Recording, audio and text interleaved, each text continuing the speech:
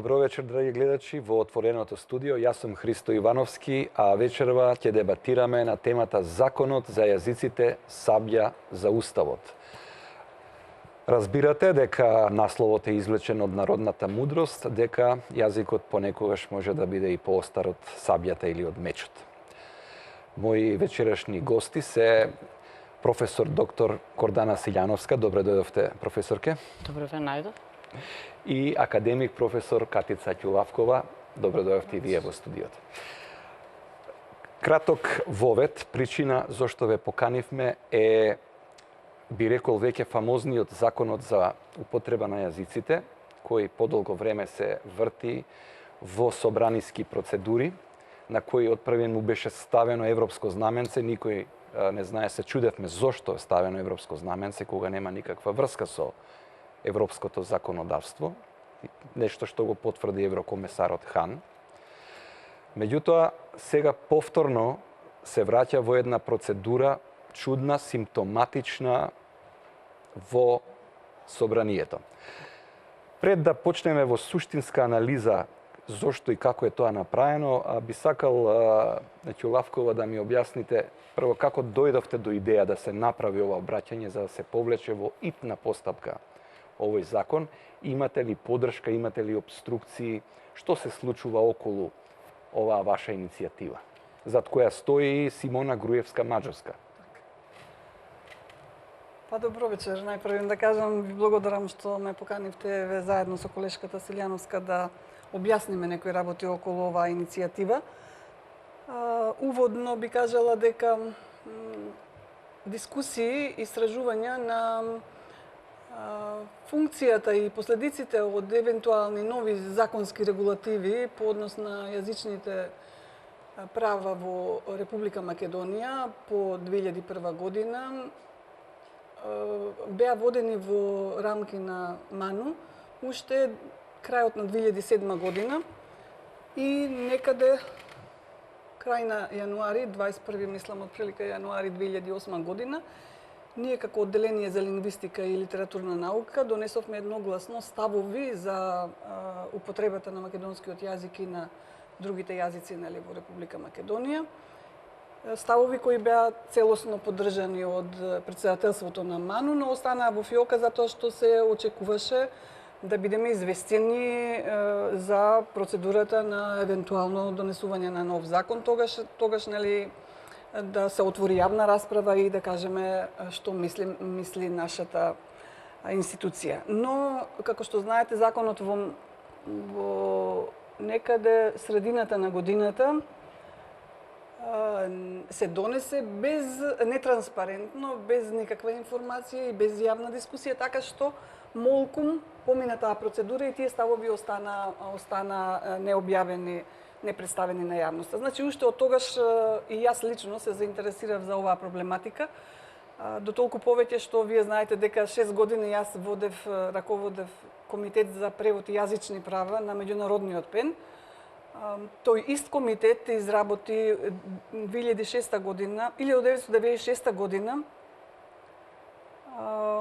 универзална декларација за јазични права, усвоена на Конгрес и потоа ратификувана и од УНЕСКО. Така што на некој начин бев инволвирана во тој тип на активности. Ја познавам во голема мера, да речеме, проблематиката на правата на малцинствата во многу држави, ама се фокусирав особено и на Европа. И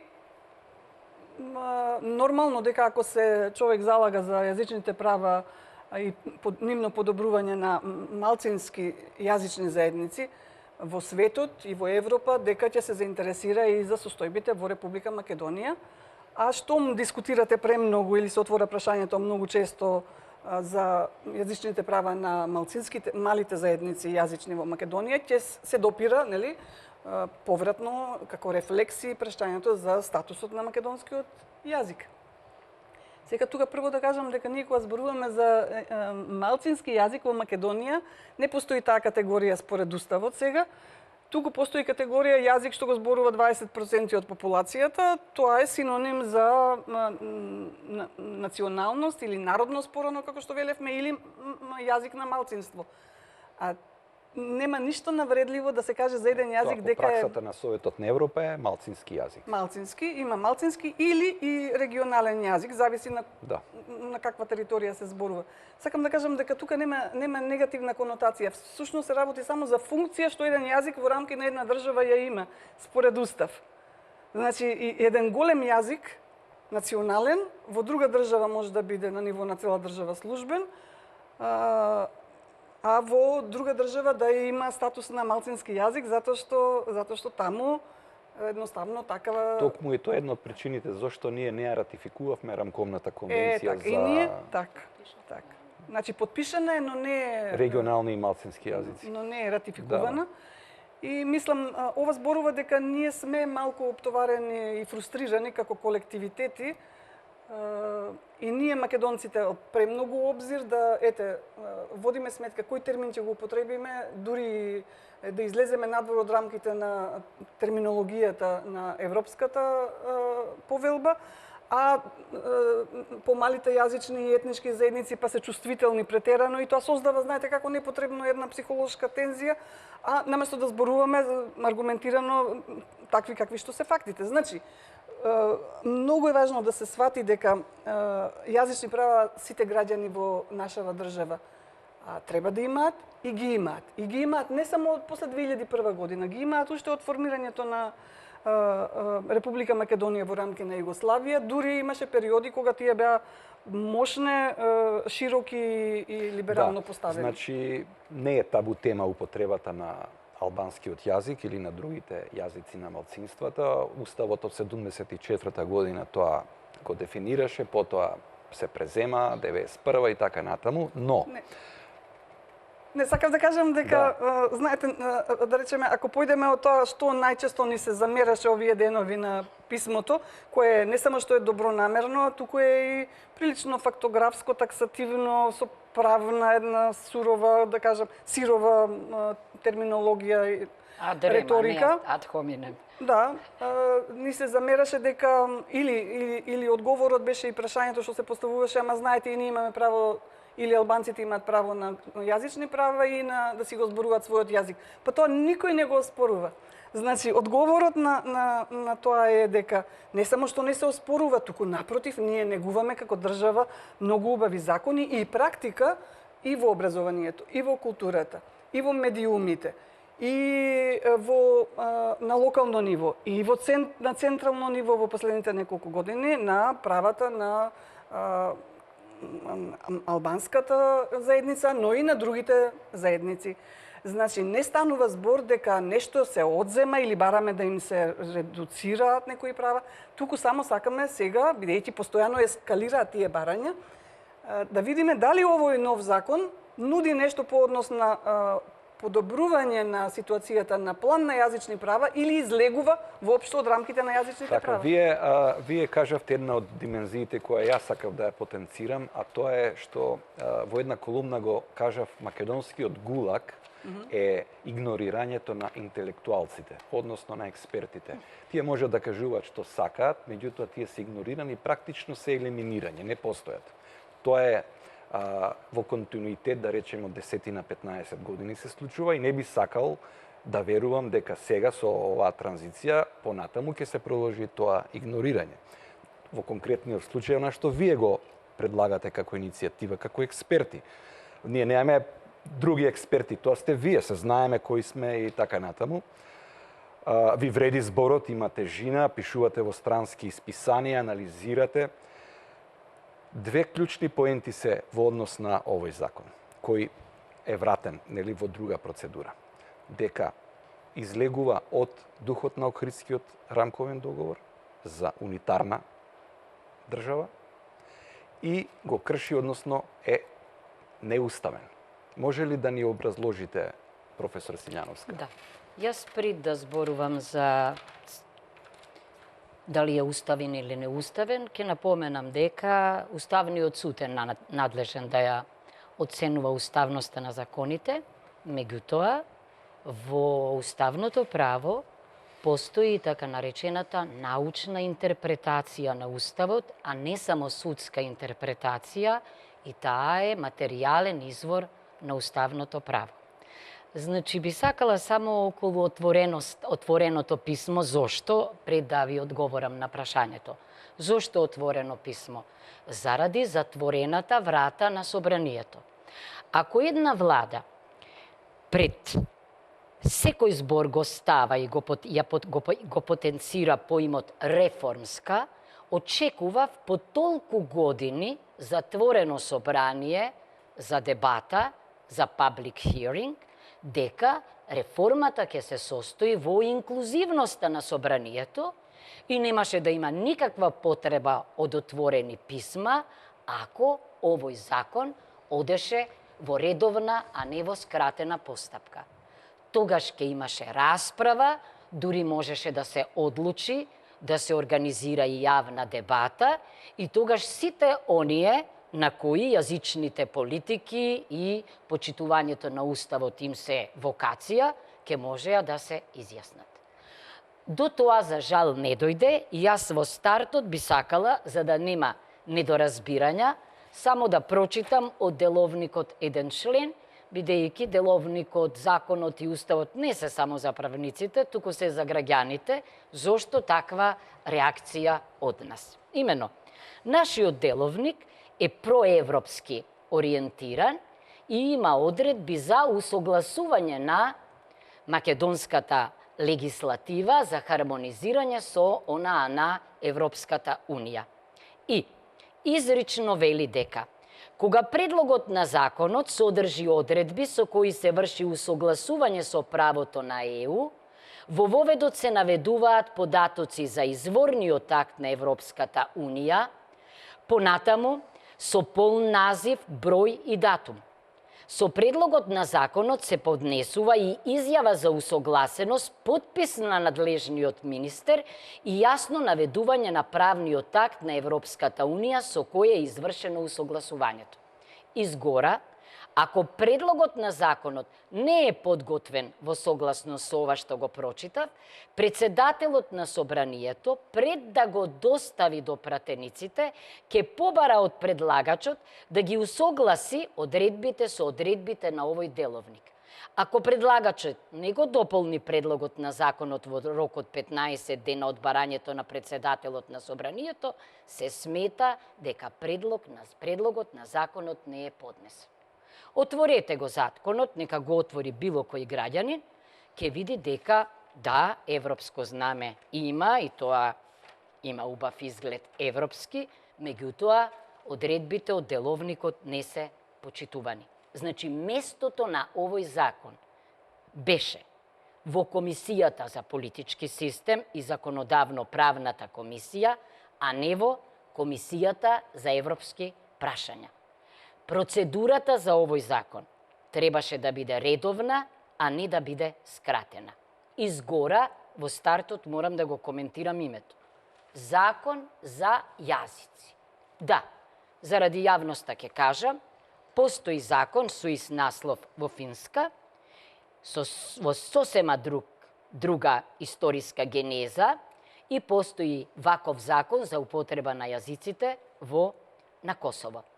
Меѓутоа, не можам да не кажам дека во 2008 година беше донесен закон согласно ставот 2 од Уставот на амандманот 5, кој што вели друг јазик што го зборуваат најмалку 20% од граѓаните, исто така е службен јазик и неговото писмо, ама тамо каде што има запирка, некој става точка, како што е определено со овој член. Во овој член не се зборува само за јазикот што го зборуваат 20% од граѓаните на територијата на Македонија, туку и јазикот што го зборуваат 20% на територијата на општините, па дури и јазикот што го зборуваат под 20%, бидејќи и тој може да биде службен јазик со одлука на Советот на општината. Значи, единственото име номотехнички кој одговара на Амандманот 5 е закон за употреба на јазикот што го зборуваат 20% во Република Македонија и во единиците на локалната самоуправа. Или закон што го зборуваат 20% на територијата на Република Македонија, 20% во единиците на локалната самоуправа и под 20%, бидејќи и таа можност рековме дека постои. И завршувам со воведот. Во 2008 година тогашниот председател на Република Македонија, Бранко Црвенковски, стави вето на тој закон, се разбира со образложение дека има проблем со Уставот.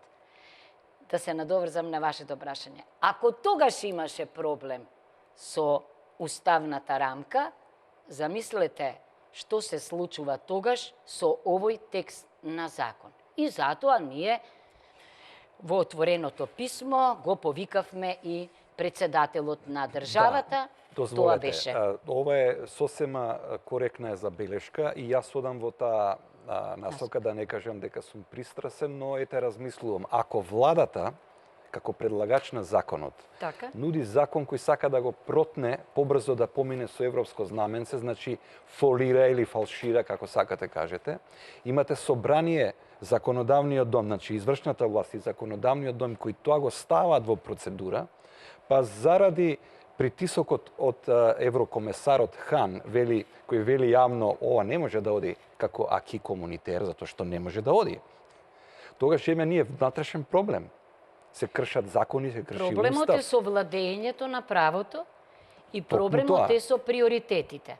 Бидејќи на минатата седница на Венецијанската комисија во декември, туку-што одржана, на дневен ред се најдоа пакетот закони од Македонија што се однесуваат на судството. За јазиците не е. За јазиците не е. Ние, знаете, мораме да знаеме дека премногу е важна вие бевте представник во Венецијанската комисија, така? Јас бев... Дали може посвестум еден закон да се... А и тоа можеме. Јас бев 8 години во Венецијанската комисија и бев меѓу останатото и подпредседател на една од 7-те подкомисии, комисијата на Венецијанска комисија за малцинство. И ја знам процедурата. Венецијанската комисија не е собир на венецијански трговци, туку е комисија за демократија преку право. Значи, прво, таа не е квази уставен суд и логиката на Венецијанската комисија е во фазата на подготовката на законите, значи кога е предлог закон, да добие мислење од неа. Која е логиката вие да изгласате еден закон, а постфестум Венецијанската комисија да даде мислење? И сите постојано се повикуваат на Венецијанската комисија, ама јас имам голема дилема. Не само кога ќе биде на дневен ред барањето на Македонија, туку дали и воопшто стигнало до тамо. Срам ми е да прашувам. Кога го споменавте господинот Хан, значи оваа земја има приоритети. Тие се набележани во рамките на Пржинскиот договор, во рамките на стратегијата и тие навистина се насушни за реформите во Република Македонија. Овој закон не влегува во тие приоритети, но предпоставувам дека е дел од меѓупартискиот договор. Не велам дека доколку и другата партија не беше во коалиција, дека нема да го правеше истото. Јас за тоа не знам што преговарале. Меѓутоа знам дека овој закон ниту е приоритет за нашата евроинтеграција, тоа ќе го подкрепам со еден доказ. Ние имаме досега 8 извештаи на Европската комисија и 17 извештаи за НАТО. Никаде во извештаите не пишува дека треба да донесеме закон за јазици. Тоа што во стратегијата 2017-2019 на владата е посочен овој закон, воопшто не значи дека заслужува да има европско знаме. Денес, листајки еден од ретките дневни вестници, најдов на оглас од општина Гостивар за вработување и таму стои тријазичен надпис на општината, логото на општината. Да. Значи, најгоре е на албански јазик, потоа е на македонски јазик, па најдолу е на турски јазик. Значи, овде не само што се прави изедначување, односно е над македонскиот јазик е ставен албанскиот во општина Гостивар, туку употребата на фонтовите е секаде изедначена. Јас, на пример, сум гледал во Страсбург, каде што функционира двојазичноста, еве, столбот на европската демократија и човекови права. Значи, ќе видите вие Плац Клебер со големи букви, а одоздола на германски јазик со помали букви, за да се знае кој јазик е официјален јазик. Истото е и кај знамињата секогаш. А како е праксата, професор Ќулавкова, во светот? Вие сте работеле на таа проблематика. Може да ни даете некоја компарација? Па со самото тоа што се прави разлика меѓу државен или така наречен национален јазик во една држава и другите јазици кои се, или јазик кој е малцински или регионален, значи се подразбира дека државниот национален јазик секаде треба да биде задолжителен, обврзан, напишан со на прво место, челно место и со поголем фонт и така натаму, и треба да биде код на разбирање за граѓаните на една држава. Оти Македонија не е единствено мултиетничко општество. Цела Европа, мислам туку рече не постои држава која има поинаква димензија од мултиетничка, но државниот јазик е јазик кој службено и работно, и тука има мала дистинкција меѓу службено и работно, ги, например, работата на владата или на собранието, за да биде функционална, за да нема недоразбирања, за да нема драматични ситуации во толкувањето на тоа кој што кажал и што сакал да каже и како сме го разбрали и така натаму, се изведува по правило на националниот државен јазик. Значи, кај нас, мислам дека со оваа иницијатива на албанските партии во декември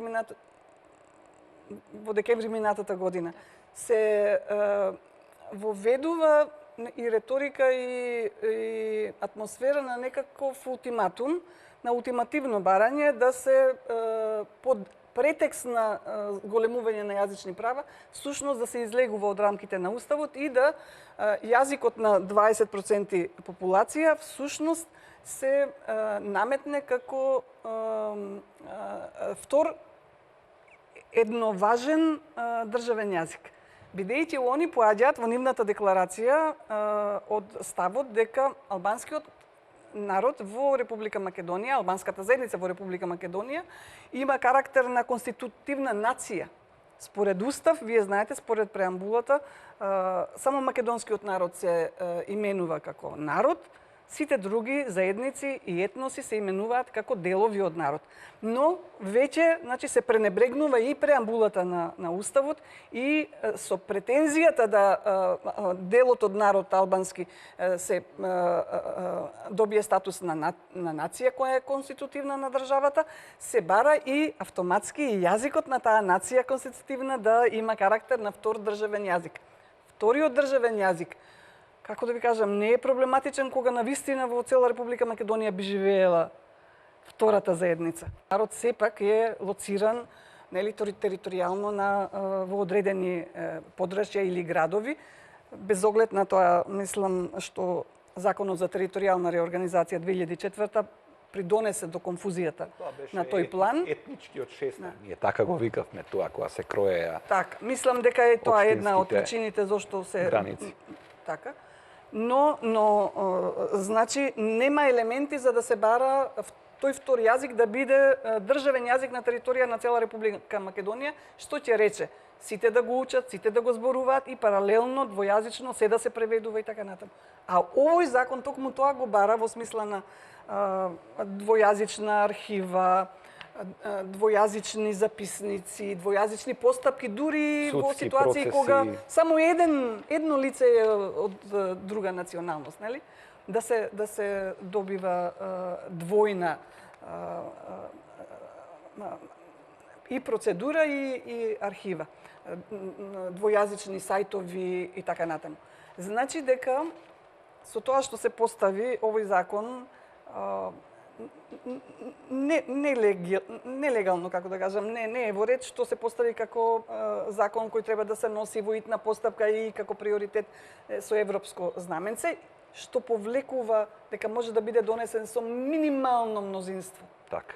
Што повлекува дека ќе биде во колизија со многу закони донесени со многу поголемо двотретинско мнозинство. Значи, создаде една илузија дека е тоа нешто на вистина суштински од некаков приоритет за опстанокот на државата, а всушност или дека е тоа приоритет на самата албанска заедница, а всушност мислам дека е многу повеќе приоритет на политичките лидери на албанските партии одошто на албанската заедница. Ќе се навратиме на ова и на амандманот 5 би сакал малку да го прочепкаме, само по и на она што го изјави Артан Груби, но мора да направиме една кратка пауза за рекламите, па се враќаме за 2 до 3 минути.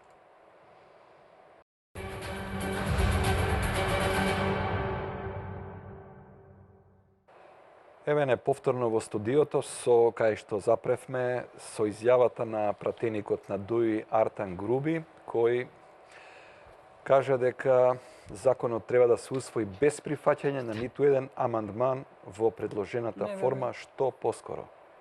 Како би го коментирале? Неверојатна изјава за пратеник и неверојатно невнимавање или непочитување на парламентарната процедура. Видете, не живееме ние во времето на Јован Безземја, па така како што е предложен некој текст од една партија да мора да се усвои. Тоа не е во духот на парламентарната демократија, оти таа не постои без опозиција и не постои без други ставови, други мислења и така натаму. Тогаш не е тоа дискреционо право.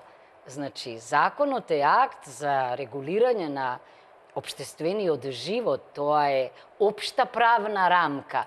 Не може да биде, нема персонализиран пристап и делува ерга омнес. Како може тогаш една партија, тогаш е тоа доказ за партитократија и не само партитократија, многу пати досадна сум веќе за конзулство. Дека има 1, 2, 3 конзули кои што го субституираат парламентот. Прашавте, дадовте еден пример со Гостивар. Веднаш да кажам дека не е национализам прво да стои називот на македонски јазик, потем да стои на албански јазик и да стои на турски јазик. Не. Зошто тоа е во духот на Уставот. А Уставот е највисокиот правен акт. Бидејќи, ако во Уставот се вели во амандманот 5 дека на целата територија на Република Македонија и во незините меѓународни односи службен јазик е македонскиот јазик и неговото писмо, тогаш е логично дека дејството е, велиме ние правниците, консите, ерга омнес. Значи, Гостивар не е дел од конфедерација на општини, оти Македонија е унитарна држава. Значи, не живееме ние во Прудонова држава. И тогаш е логично дека, ако е Гостивар општина во Македонија, се потенцира тоа преку јазикот кој што е, значи, службен јазик на целата територија. Интересна работа е, меѓутоа, секој јазик е своевидна конкретизација на уставните одредби и овде тоа е амандманот 5. Како што на првиот став на амандманот 5 му одговара законот за употреба на македонскиот јазик, како службен јазик на целата територија и во меѓународните односи, така и на вториот став му одговара она што рековме јазик кој што ќе се однесува на овај закон кој што ќе ја регулира употребата на јазикот што го зборува 20% на целата територија и во Република Македонија. Меѓутоа, интересно е дека во законот за употреба на јазиците превземен е првиот член, препишан е од амандманот 5, но гледајте што вели вториот став. Друг јазик што го зборуваат најмалку 20% од граѓаните во заграда албански јазик, не е тоа рамката, рековме и другите јазици, го споменавте турскиот, има општини на српски, на ромски. Исто така е службен јазик и неговото писмо, согласно овој закон.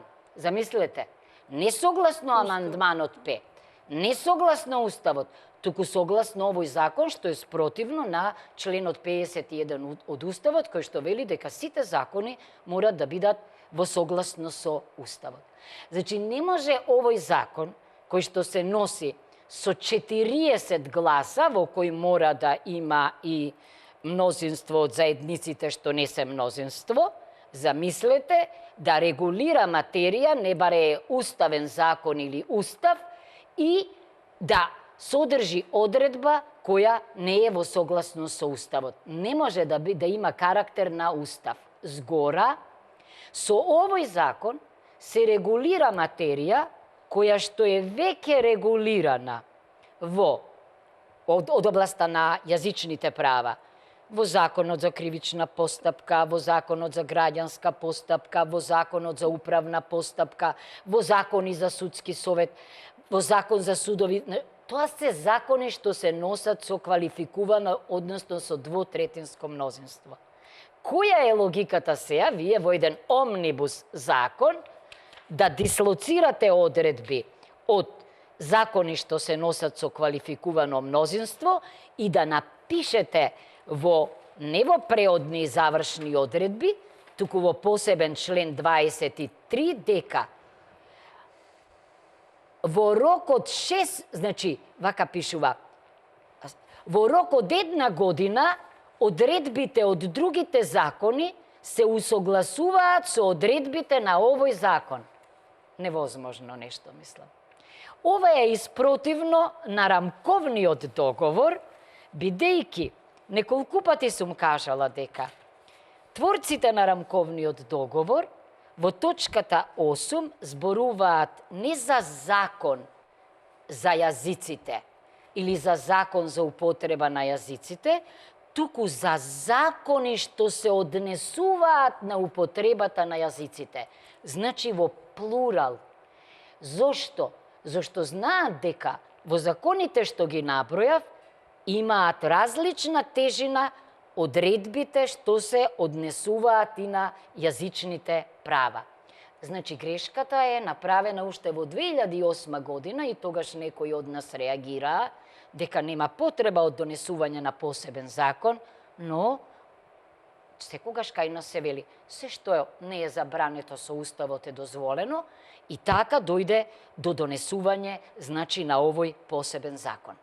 Меѓутоа, еве, гледаме сега дека и тоа не е доволно. Инаку, не само одредбите што ги посочив, во овој закон има и многу други одредби кои што излегуваат надвор од уставната рамка. Еве, накусо, само со неколку збора. Значи, во амандманот 5 во вториот став се упатува и во рамковниот договор на уставна рамка што е утврдена овде.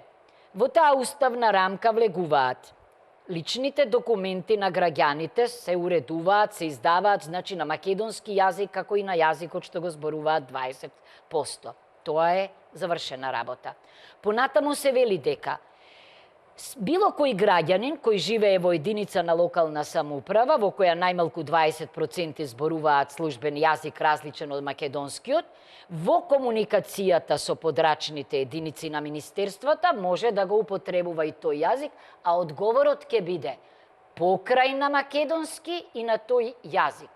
И комуникацијата интерпартес, индивидуална, значи, на граѓаните со државните органи, се разбира дека може да биде и на јазикот што го зборуваат 20%, и тогаш одговорот ќе биде покрај на македонски и на јазикот што го зборуваат 20%. Во овој закон правната дикција не е и, односно покрај македонски јазик и јазикот што го зборуваат 20%, туку е или. Постои во амандманот 5 еден став на кој што се повикуваат сите, дека во органите на државната власт во Република Македонија службен јазик различен од македонскиот може, мајт во рамковниот договор, да се користи во согласно со закон. Значи, не пишува во овој став дека во органите на државната власт службен јазик е и јазикот што го зборуваат 20%, а тоа го воведува овој закон, туку дека може да се користи во согласно со закон. Кога имате може, тоа е диспозитивна норма. Кај што има диспозитивна норма, нема санкција. Значи, тогаш драконските казни апсолутно, или постоење на агенции кои ќе се грижат за употребувата на инспекторати, не соодветствуваат на духот на овој член. И тоа исто така е проблематично од аспектот на уставноста.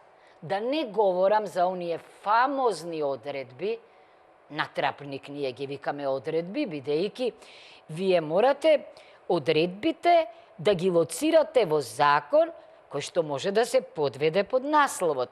Ако зборуваме за јазик, тогаш каква врска имаат символите со јазикот, па овде да се опишува какви символи ќе се употребуваат на марките или на униформите или на друго место, тоа воопшто не е материја што се уредува. Да поминеме на таа фаза од дискусијата, бидејќи вие рековте се поставува како или овој закон за јазиците. Тоа во реченицата на Артан Груби се гледа, затоа што вели ако немаме, подобро да немаме амандманска расправа, тој да не се бомбардира и да се одземе некое драгоцено време, во спротивно, веројатно се мисли да не го донесете, ние ќе си го употребуваме јазикот како што си го употребуваме, што само говори на кое цивилизацијско ниво кај нас се поставени работите и како ние комуницираме. Прашањето ми е сценарио А да се повлече законот и да се доработи, да се добие некоја форма со поинаков наслов. Поинаков наслов. Сценарио Б, насловот е тој да закон го туркаат од 2008. законот во оваа форма, председателот да му стави вето. Но најизгледното сценарио е дека овој закон ќе помине. Што се случува? Веројатно штом се предвидени пари во буџетот за недонесен закон. Значи, јас мислам дека не треба да се оди со овој закон, дека најдобро е додат со евентуално 3-4 амандмани на постојниот закон, бидејќи постојниот закон дава одредени, не само рамки, одредени решенија кои колку толку почитуваат одредбиве на Уставот по однос на јазикот и да видиме кои се тие чувствителни места каде што евентуално може нешто да се подобри или и не само по однос на употребата на малцинските јазици, туку и по однос на вкупната јазична, да кажам, ситуација во Република Македонија. При тоа треба да се води, се извинувам, предвид и обврската законска за заштита на македонскиот јазик. Значи, Тој не постои некоја држава каде што државниот национален јазик добива карактер на факултативен јазик, на условен јазик. Можеш да го употребуваш, а не мораш да го употребуваш. Значи, се меша државниот статус на еден јазик и неговата службена употреба со правото приватно во други комуникации надвор од релацијата граѓанин, институција, установа, државна и така натаму, да се заборава дека значи еден е односот меѓу граѓанинот и установата, а друг е односот меѓу граѓаните, меѓу приватни лица. Во приватната комуникација може слободно да се употребува било кој идиом, жаргон, јазик и така натаму. Меѓутоа, со државата, нели, тоа треба да се регулира и сметам дека овие предвидувања на енормна администрација, на енормни санкции и така натаму, со цел да му се овозможи на граѓанинот од малцинските јазични заедници да воспостави контакт со комуникација со државата. Всушност се преизнасилени. Зошто? Затоа што денес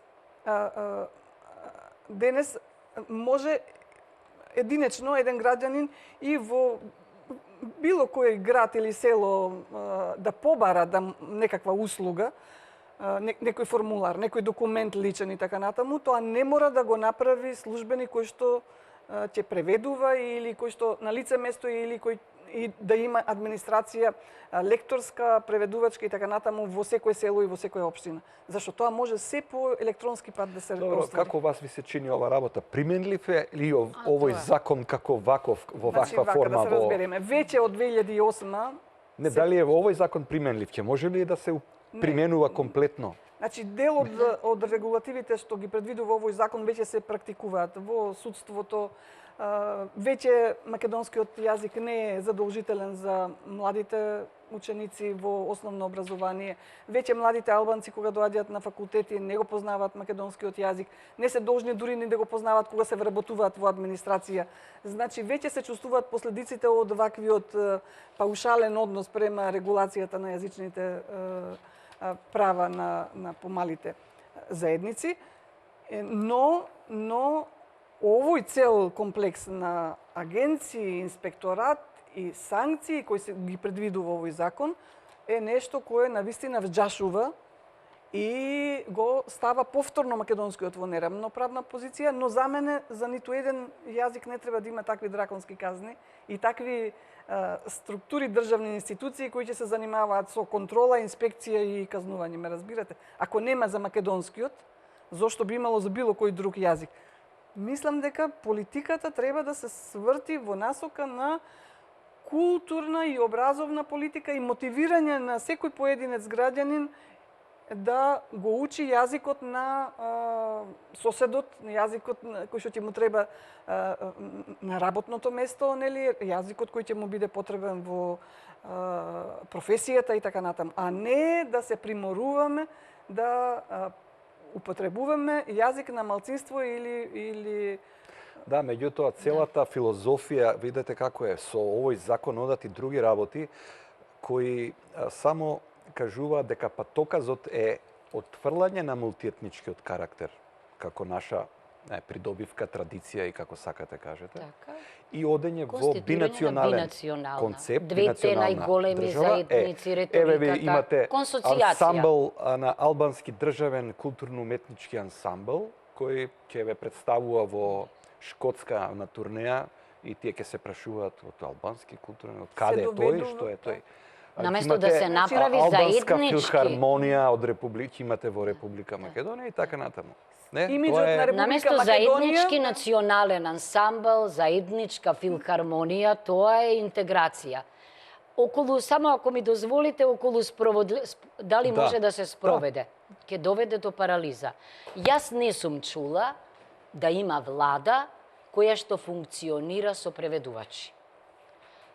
Нека ми објасни некој, значи ќе има два записници, кој ќе биде автентичниот, што ќе се случи кога ќе треба да се креираат, оти владата е оперативен орган и треба да креира политики. Тоа е првото. Второто, ќе дојде до парализа во постапките.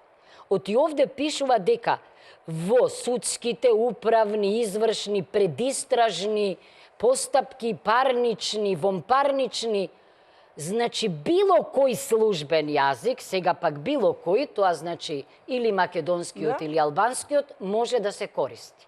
Објаснете ми сега во постапка по втор степен кој записник ќе биде меродавен. Што ќе се случува?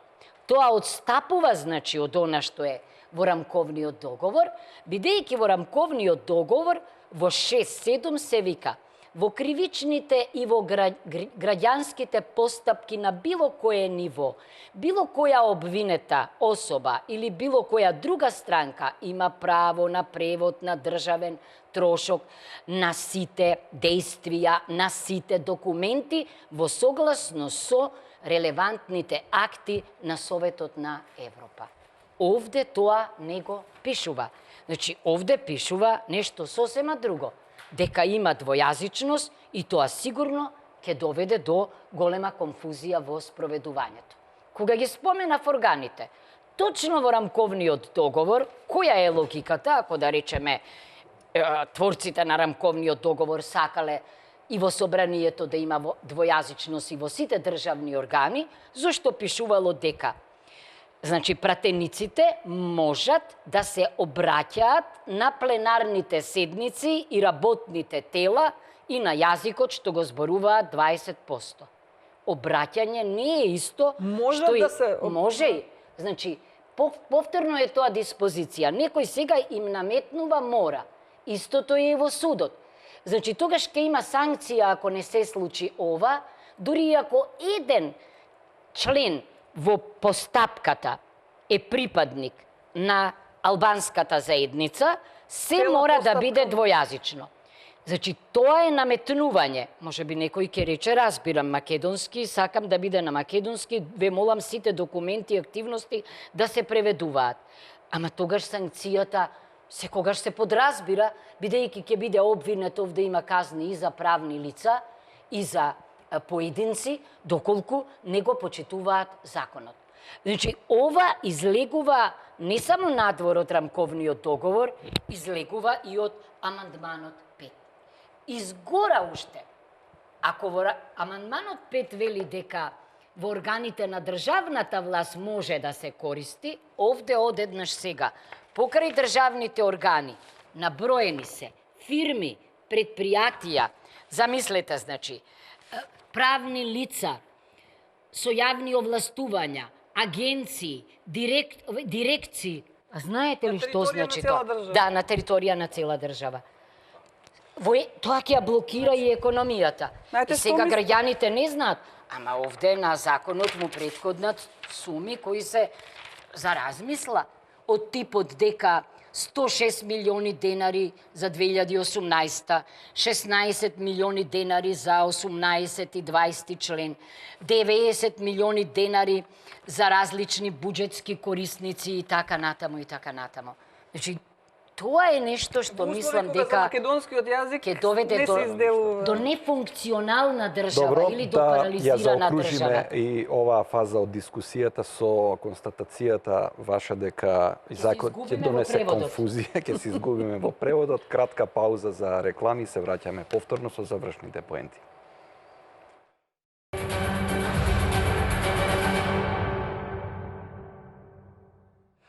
Многу прашања се отвараат. Значи, јазикот, од една страна, еден јазик на етничко малцинство се фаворизира и се изедначува со државниот јазик, македонскиот, но во исто време имаме и други прашања кои се многу битни. Тоа е, на два наврати се спомнува нешто што јас навистина не можам да најдам одговор и сум на извесен начин фрапиран. Тоа е по прашањето за името. И вице-премиерот Османи и председателот на Собранието Џафери имаат кажано дека може за тоа да се донесе решение без референдум во Собрание. Значи имаме една интересна игра со закониви, со постапкиве за законот за јазиците и јас во таа релација го спомнам и овој процес кој е во тек за промена на уставното, историско и наследено име на Република Македонија. Како вие гледате? Што би се сменило ове прво со јазикот? Вие спомнувате идентитетска карта. Би сакале да објасните што е тоа попрецизно? На тоа би се задржала во овој контекст вечерашен, може би друг пат за името. Значи, ми се чини дека со вакви радикални на границата на уставноста или противуставни одредени делови од законот по однос на воведувањето на два државни јазика во Република Македонија,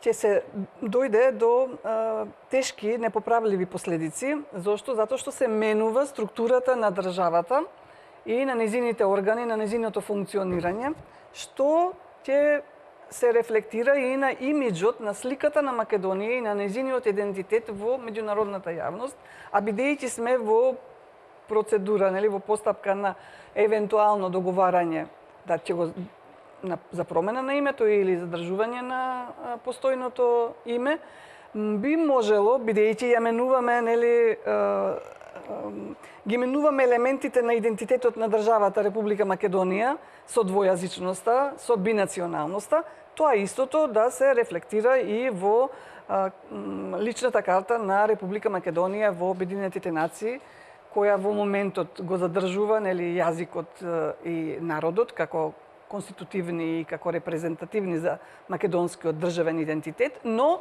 доколку помине овој закон ваков каков што е, мислам дека ќе следи друга фаза кога тоа ќе се одрази на таа лична карта наша во Обединети нации. Идентитетската и тоа е она карта, што мене ме, лична карта, на идентитетот. И тоа е она што мене ме загрижува со овој закон, бидејќи некаде експлицитно, а некаде имплицитно започнуваат да се воведуваат форми на принуда, да не само на мотивирање на младите македонци да учат и албански и турски, Тоа туку е принуда, прекрасно, да. посебно за албанскиот, нели, да се познава, да се говори, принуда и на функционерите политички, нели, да го говорат на владата. Знаете ли дека во многу странски амбасади овде го учат вработените албанскиот Верувам, јазик? да. Интензивни курсеви има, Да. Како да се Па всушност тамо прв пат најпрво се воведе двојазичност по рамковниот договор. Ето, точно така. Од телефонските овие секретарки, нели. Значи, мислам дека нема потреба од премногу носење на закони. Ние веќе 2008 го прежаливме, го прифативме, со него се регулираат индивидуалните јазични права во голема мера и колективните. Значи, овој новиот не придонесува за нивно подобрување. Затоа сметам дека не треба инфлација на нови закони. Во Америка не постоел закон доскоро воопшто, има само една повелба мала лани преклани донесена. Не постои закон кој регулира специјален закон за регулирање на употребата на англискиот или на било кој друг јазик во Америка. Во Естонија, например, 40% објективно според попис има руско население, руско говорно население, ама никаде во уставот не се спомнуваат. Не дека тие немаат право да си го користат како граѓани, нели, или за приватна употреба и така натаму, но тоа не е уставна категорија, а не пак со закон да се регулира. И такви имате случаи во сите нордиски земји, помалку или повеќе, еве го Украина е таков случај, над 67% руско говорно население за разлика од украинското. Добро, тука се работи за сродни блиски јазици, како ние порано со српскиот, да кажеме, и македонскиот, а не како естонскиот и рускиот. Но велат, ние не го внесуваме рускиот во устав, затоа што велат ќе не доминираат на таков начин, оти со тоа уште повеќе ќе се охрабри, да кажеме, употребата на рускиот јазик во сите форми, нели, на комуникација и работа. Значи, може да бидат задоволени човековите права јазични и без граѓанските права и без премногу законска регулатива. А до толку повеќе што ние имаме од 2008, мислам натаму навистина е безпредметно да се носат нови закони и второ, мислам дека сме преморени, како би рекол тој асистентот бивши на Гадамер, сега пратеник во германскиот парламент, колективното тело и на македонскиот народ е веќе исцрпено од 17 години интензивно занимавање со етнички прашања, а постојано се ветува, штом ќе се постигне нешто, дека, например, 2001 со амандманите ноември уставни, дека со тоа се исцрпени целосно. А 2004 со законот за територијална реорганизација, крај на приказната се реши. Едно прашање за конституционалистите. Навистина, сум го читал уставот, го гледам. Која е опцијата, можноста да се распише референдум за името? Само треба да ги пролистате надписите од 2008 и 2011 година околу законот за употребата на јазикот и за знамињата и да видите како тогаш велеа дека со ова завршува. Значи ќе го комплетираме и така натаму. Прашавте за името. Видете, името, како викаме ние, номен е стомен. Значи, тоа е најсилниот идентитетски знак. Згора, правото на самоопределување е загарантирано за сите народи и во самоопределувањето во неговата суштина секогаш влегува и утврдувањето на името, јазикот, знамето, значи тоа се елементите кои што постојат.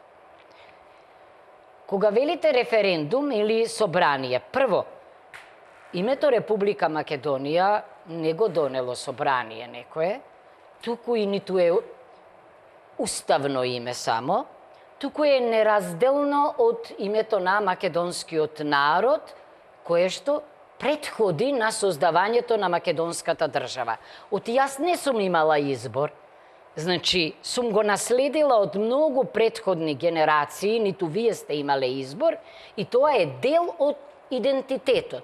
Неспорно е. Како може сега вие, една генерација, да одлучува во името на сите претходни генерации и во името на идните генерации, и тоа не ми е јасно со какво мнозинство. Нека ми покаже некој дека има во Уставот член каде што пишува дека може собранието да одлучува за името или дека може да се распише референдум за името. Да, има член кој што вели дека ќе мора да распишеме референдум за влез во Европската Унија, и тоа е логично, но јас се плашам од оние замки, врзување или така наречени сугестибилни, капциозни прашања на референдум, па ќе се поврзе дали сте спремни да го прифатите ова име, доколку започнете преговори со ЕУ или доколку влезете во НАТО и така натаму. Па добро, тоа е вториот дел од референдумското прашање за независност. Со право да влезете. Со право да влезете во иден сојуз. Ама таму сме решиле дилемата. Не, тоа може би беше повеќе дипломатски потек од стравот дека војската на JNA беше тука. Нема случајности во такви приносење на такви одлуки.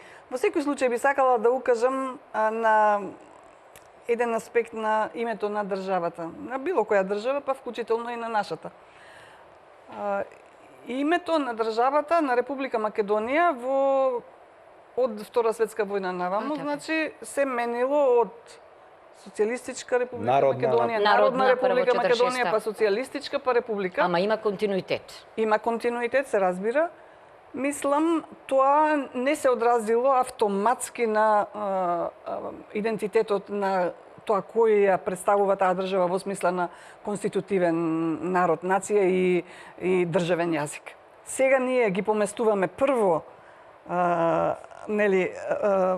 идентитетот на конститутивните членки на државата, плюс воведуваме исто промени во јазикот, јазиците што го конституираат државата, така што тоа може да се рефлектира и на името. Значи, не секогаш, сакам да кажем, промените доаѓаат од името према идентитетот.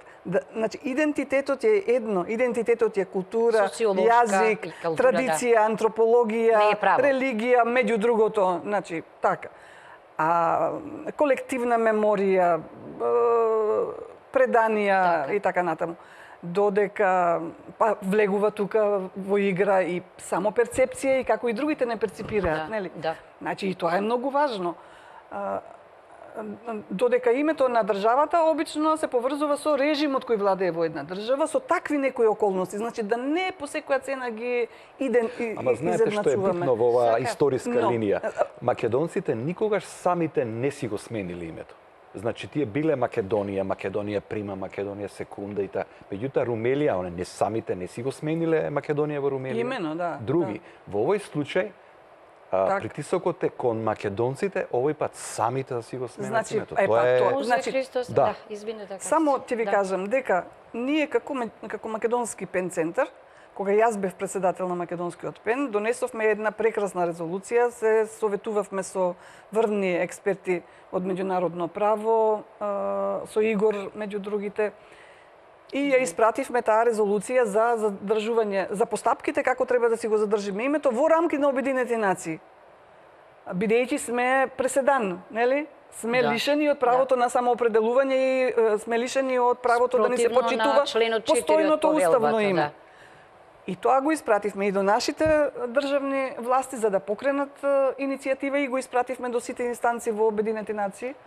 Но нашите инстанции не реагираа. Зошто? Зашто ние направивме грешка што самите пративме писмо со кое што ветуваме дека ќе се вклучиме во преговори околу името и тука е нашата грешка. Ако постои сега некоја правна констелација која ни овозможува и понатаму да си го сочуваме, нели, уставното име, би било идеално. Инаку јас мислам дека многу може да биде лоша варијанта одлучување за името на референдум во македонски услови. Ако знаете какви предлози се вртат, ќе ви се крене косата на глава. Знаете, едно е да погреши парламент или некоја партија. Друго е народот. А друго е народот. Така што не би инсистирала јас по секоја цена на референдум, но јас не сум тука стручна да речем. Да ви дадеме право за реплика. Вака, не, да, само да кажам. Проблемот е имагинарен. Бидејќи кога ќе речете вие Республика Македонија, велите државата Македонија, сите држави настанале во периодот на распаѓањето на големите империи во 19-тиот век. На Балканот и во Централна и Источна Европа по оној германски модел на нација држава. Значи, кога ќе речеме Република Македонија, тоа е, јас велам, диференција специфика од Македонија како географија, како историја, како етнографија и така натаму. Апсолутно. Таа Македонија, оти не се викаме ни античка Македонија. Тогаш би имало проблем. Оти некој би рекол, па од каде ексклузивно право.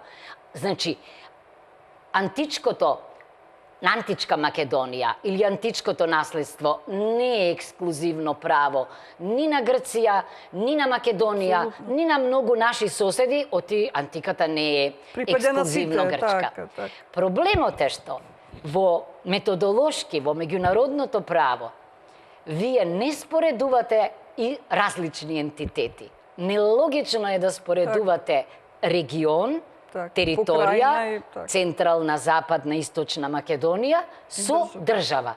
Не. Бидејќи сите ние сме носители на различни идентитети. Национален идентитет. И тоа не само како етнос, како демос, на регионален, на родов идентитет и така натаму. Грчките три провинции имаат поголем проблем со неколку со исто име во САД, има области кои се нарекуваат Македонија. Значи, нема логика да има еден регионален идентитет или еден регион предност пред државен идентитет. Здраворазумски. Не постои на планетава народ кој во историјата, зборувам за нација во 19-тиот век, се идентификувал како македонски. Така. Не. Не постои држава која што има суфикс, префикс Македонија.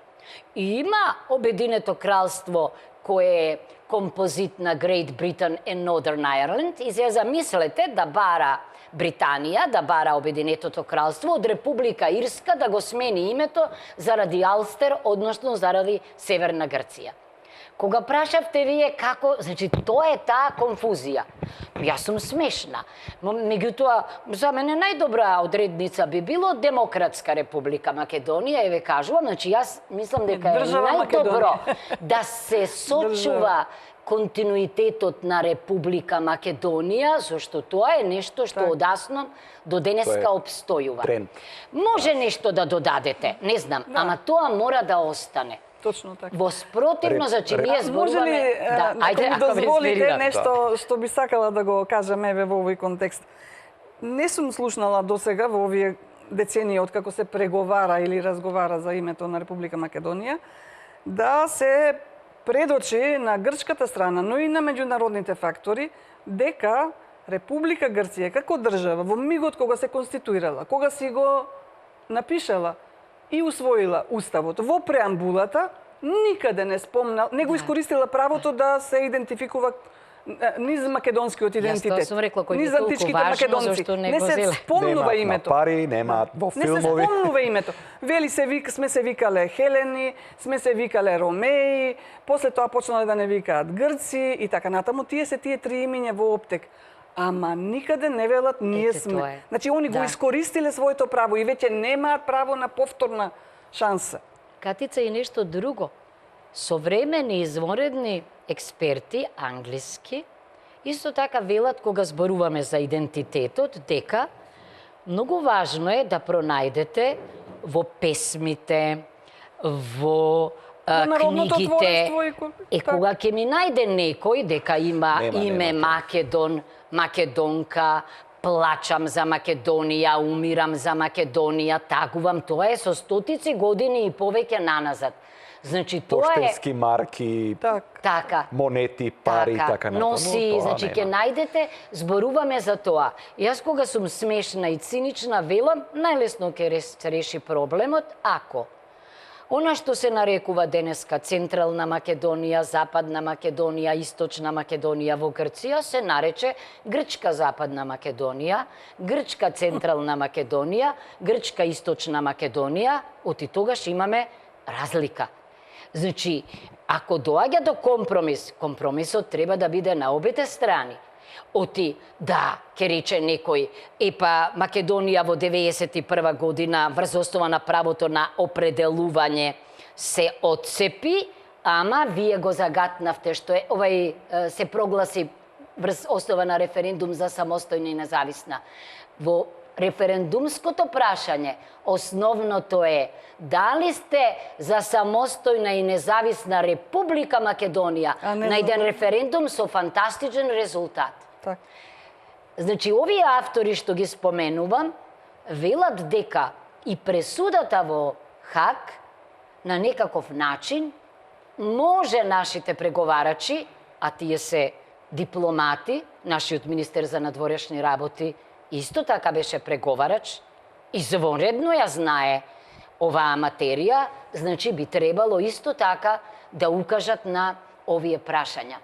Ние, така велат англиските неколку автори, дека кога сме прифатиле со привремената спогодба да разговараме или да преговараме за името, на некаков начин сме се себе лимитирале во правото на самоопределување, бидејќи со тоа што се согласувате да преговарате за вашето име, вие еден дел од правото на самоопределување откинувате. Ама од друга страна па велат, сите македонски политичари, уметници, научници, продолжија со право да си го користат името Република Македонија, велејќи дека може вие да ни се обраќате како сакате, меѓутоа не можете вие да ми кажете како јас треба да се именувам. И дека пресудата во Хаг, меѓу останатото, вели дека и покрај ова што сме го правеле, сепак ние сме продолжиле да разговараме и да преговараме во good faith, со добра волја и bona fide, и со тоа не сме го прекршиле членот 5 од привремената спогодба, а Грција го прекршила во повеќе наврати членот 11. Треба да се одјавиме, сепак би сакал да укажам за тие што не слушнале, затоа што имаше неодамна една полутајна конференција во Потсдам на Берхов институтот, фондацијата беше. Така, се зборуваше за Македонија. И за евроинтеграциите. И за евроинтеграциите, но во фокусот е ставено проблемот со името. Тука се предложени многу чудни некои варијанти, како Славо Македонија, Славо Албанска Македонија, едни така од најчудните предлози. Дали е тоа, Христо? Јас знам дека тие предлози не се ниту од фондацијата, ниту, бидејќи е таа позната невладина организација, ниту од сите учесници, туку се од некои излагања на автори. Точно е, меѓутоа во логото стои Советот на Европа и тоа е она што вака би требало да ни го вклучи алармот, да видиме каде може да не однесат вакви конференции на кои учествуваат и невладени организации заедно со владени представници од Република Македонија, затоа што нас грците ни ја враќаат практично модерна Македонија во 5-6 век во едно митолошко време без многу историски факти на она што ни го викаат преселба на словените, сакајќи да ни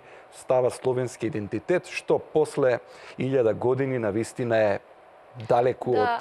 Не, но ние не смееме да се откажеме од она што е наша призната реалност идентитетска, а тоа е словенскиот елемент на нашиот јазик и на нашата култура. Ние викаме дека сме македонци и зборуваме македонски јазик. Тоа е нашата база. Знаете што, реков јас... Тоа е словенски јазик и тука не треба тоа да не навредува.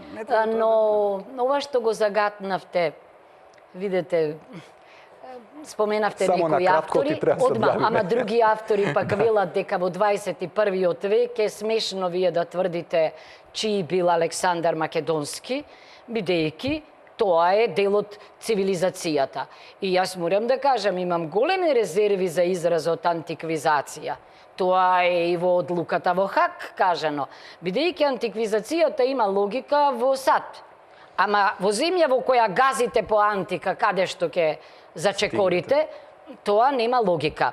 Меѓутоа, од друга страна, споменувате, во сите разговори и преговори, така е, ќе има и невладени организации, ќе има и политичари, дел се во игра и минјата кои беа во опција како предлози на Нимиц и така натаму, затоа ние треба да измериме, да се подготвиме, да се повикаме на аргументирано. Од и малите држави на правото се повикуваат, големите на тукидите и на политика. Да заклучиме дека сепак и во тие предлози на таквите конференции како опција стои Република Македонија, како решение и е јасна дистинкција од регионот Грција. Драги гледачи, тука е крајот на ова отворено студио. Се обидовме да ви дадеме анализа длабока и исцрпна за законот за јазиците и за процесот кој ќе следи во блиска иднина. Останете со нашите програми, до гледање во наредна прилика.